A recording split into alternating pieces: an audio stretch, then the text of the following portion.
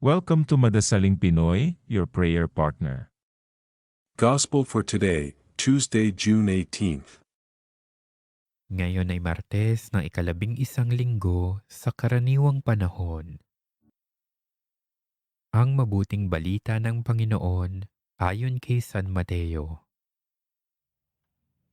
Noong panahong iyon, sinabi ni Jesus sa kanyang mga alagad, "Narinig na ninyong sinabi, ibigin mo ang iyong kaibigan at kapuotan mo ang iyong kaaway.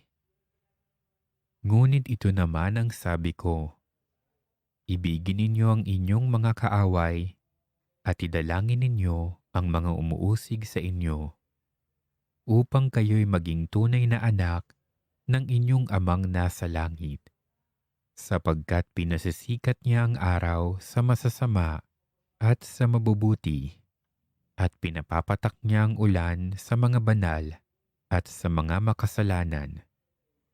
Kung ang mga umiibig sa inyo ang siya lamang ninyong iibigin, ano pang gantimpala ang inyong hihintayin? Hindi ba't ginagawa rin ito ng mga publikano? At kung ang binabati lamang ninyo'y ang inyong mga kapatid, ano ang nagawa ninyong higit kaysa iba? Ginagawa rin iyon ng mga hintil.